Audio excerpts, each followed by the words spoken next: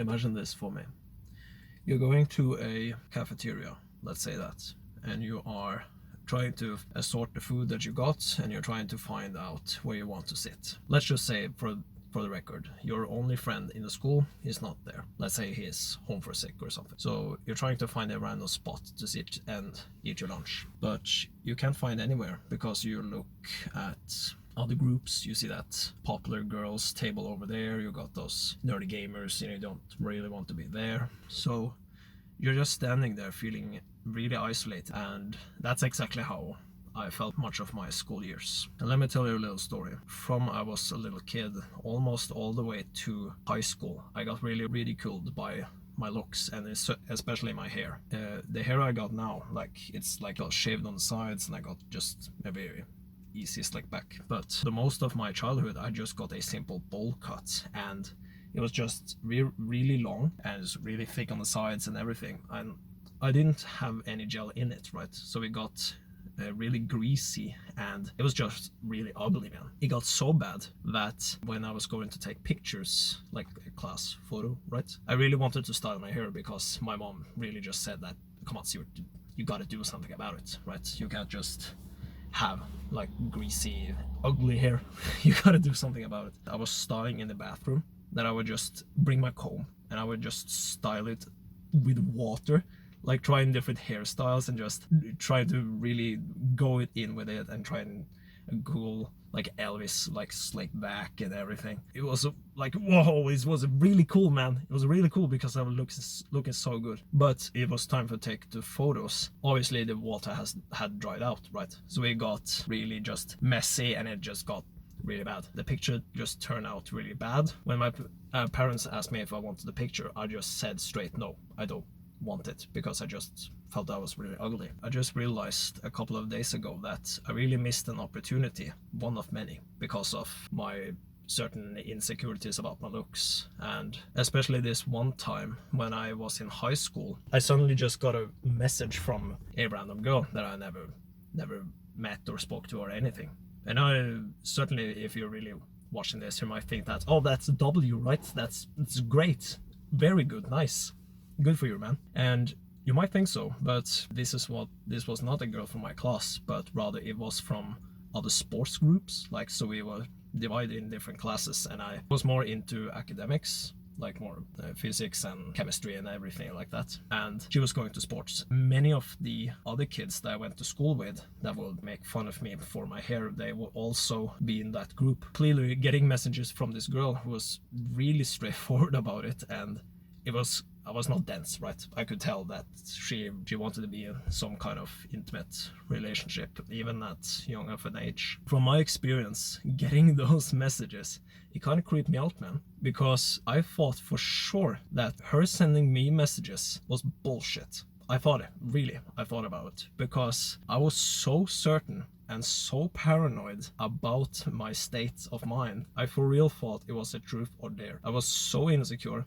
and I really thought that some of my earlier classmates maybe got in contact with her and just said to her like, hey, send messages to this guy and try to see what his reaction is. It's gonna be hilarious, right? It's gonna be so fun just seeing him being so invested in this, and just call it off, right? It'll be fun, just try to see his reactions. That's at least what I thought in my mind. I would just not reply. I would just give really shallow responses, nothing emotionally charged or everything. It kind of sucked, man, because this was, I believe, one of the first times that I got really attention from anyone. But here I was just wasting the opportunity because I was so goddamn paranoid about it. And I didn't want to take any risks, right? I didn't want to be bothered by anyone. I just wanted to be this small hermit crab that has no other influence on other people. That's simply the mindset that I have. So to cut it short, I just simply treated this girl very badly, and all the hopes that she could have, right? I never know for sure, but all the hopes that she could have, it just got crushed, really, because I never wanted to elaborate on anything like that. It really sucked, man. It really sucked. Eventually she just took the hint and stopped sending me messages. Obviously it never got or developed to anything, and I never got to really know if it was just a joke or if she was really serious. I never got to do that. You might just say that, oh, but Stuart, it was just a girl, right? It's a girl. Shit happens, right? I would just say that if you are in a similar position, I just potentially lost a girl, right? Let's say that. I potentially lost it. But what if it was something bigger, right? Imagine if you're just sitting in the cafeteria early in the video. Just imagine if you're sitting there all alone and you got this friend group, strangers just sitting in front of you and you're chatting, right? Maybe they're chatting about something that you are interested in, right?